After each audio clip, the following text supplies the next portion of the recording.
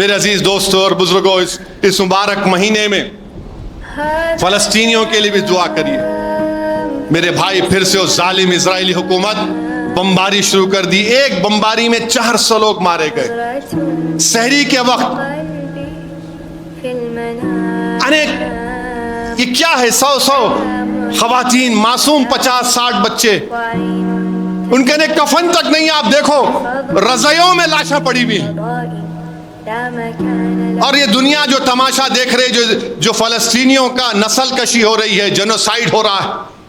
ہم اپنے وزیر اعظم سے پوچھنا چاہتے ہیں، آپ بولیں گے نہیں فلسطینیوں پر ظلم کے بارے میں؟ نہیں، خالی ایڈ دے دو. ارے ایڈ سے کیا کرنا ہے؟ جان بچاؤ نہ تو تب تو ایڈ لیں گے وہ لوگ. 4 گھنٹے کا 3 گھنٹے کا پوڈ کاسٹ کیے کسی ایک شخص کے ساتھ، ایک لفظ نہیں اس پہ فلسطین کے اوپر، ایک لفظ نہیں فلسطین کے اوپر ہمارے وزیر اعظم کی زبان پر نہیں آتا. ارے انسانیت کا مسئلہ ہے یہ. اور وہ جو بڑے بڑے حکمران جن کو اللہ نے دولت دی، کیوں دی؟ کیونکہ اللہ کے رسول صلی اللہ علیہ وسلم کے ختم مبارک وہاں پر پڑے تھے. میرے آقا کے صدقے میں تم کو دولت ملی. ارے تم صرف دعا کر کے رو گے؟ تم صرف گڑگڑا کے دعا کر کے آمین آمین اللہ برباد کر دے؟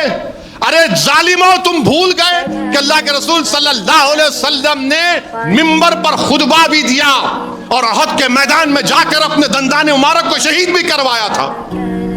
ظالموں، تم بھول گئے امام حسین کی شہادت کو. یاد رکھو، جب تک عمل نہیں کرو گے کچھ ہونے والا نہیں ہے. صرف دعا پر اکتفا مت کرو، یقیناً خوب دعا کرو، مگر جب اس مسجد سے باہر نکلیں گے تو عمل کرنا. اور عمل کیسے کرنا؟ اپنی دعاؤں کو آزماؤ کہ اللہ میں نے تیرے پاس اپنی بھیک کو رکھ دیا، اب میں نکلا ہوں، میری لاز رکھ لے. یہاں پر تو کوئی پرسان حال نہیں، کوئی بات نہیں. بخاری شریف کی آخری حدیث ہے کہ جب حشر کا میدان ہوگا، اللہ ان تمام سے کہے گا کہ میں بھوکا تھا، میں پیاسا تھا، تم نے میری بھوک اور پیاس کو نہیں مٹایا. تو وہ کہے گا اللہ تو رب ہے، تجھے کیسی بھوک، تجھے کیسی پیاس، تجھے کیسی تکلیف؟ تو اللہ فرمائے گا فلانے مقام پر ایک آدمی، ایک شخص تکلیف میں تھا، تم نے اس کی تکلیف کو دور نہیں کیا. اس دن تو سب کو سامنا کرنا پڑے گا انشاءاللہ تعالی. سب کا حساب کتاب ہوگا، کوئی بچے گا نہیں. اللہ سبحانہ و تعالی سب کا حساب کتاب دے گا. میرے عزیز دوستوں اور بزرگوں، خوب دعا کریے فلسطین کے مظلوموں کے لیے. دنیا میں کوئی ان کے لیے پوچھنے والا نہیں ہے میرے بھائی، دنیا میں کوئی پوچھنے والا نہیں ہے. آج وہ فلسطینی آج اپنی نظریں اٹھا کر دیکھ رہے ہیں کہ کون ہے دنیا میں جو کم سے کم ہمارے زبان پر اپنا نام تو لے لیں. مگر ہم غزہ کے مغربی کنارے کے فلسطینیوں کا حیدرآباد سے پیغام دے سکتے ہیں. ہم تو ضرور تم کو یاد کرتے ہیں، ہم ضرور تمہارے لیے دعائیں کرتے ہیں، ہم ضرور راتوں میں اٹھ کر تمہاری سربلندی کے لیے دعا کرتے ہیں، ہم تو تمہاری ہر چیز کے لیے دعا کرتے ہیں. ہم بہت دور ہیں مگر تم اور ہم ہمارے دل کے قریب ہیں. یہ ہمارے ایمان کا تقاضا ہے کہ ہم تم کو بھول نہیں سکتے.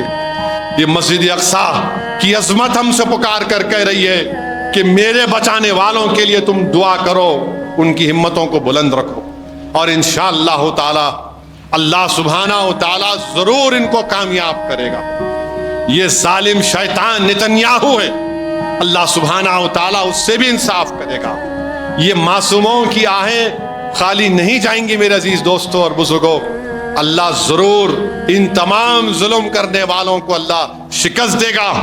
اللہ مظلوموں کے سروں پر تاج رکھے گا انشاءاللہ تعالی. آج جو بادشاہ ان کو نظر انداز کر رہے ہیں، ارے اللہ زمین و آسمان کا خالق ہے، اللہ زمین و آسمان کا مالک ہے. تمہاری بادشاہت ختم ہو جائے گی، اللہ کی حکمرانی ہمیشہ تھی اور ہمیشہ رہے گی. بلکہ اس دن بھی اللہ رہے گا جب اللہ حضرت میکائیل کو علیہ السلام اس ملک الموت کو کہے گا کہ تو بھی مر جاؤ. اس وقت بھی اللہ کی حکومت رہے گی اور پھر اللہ سب کو زندہ کرے گا. في المنام كلام بعد كلام وعين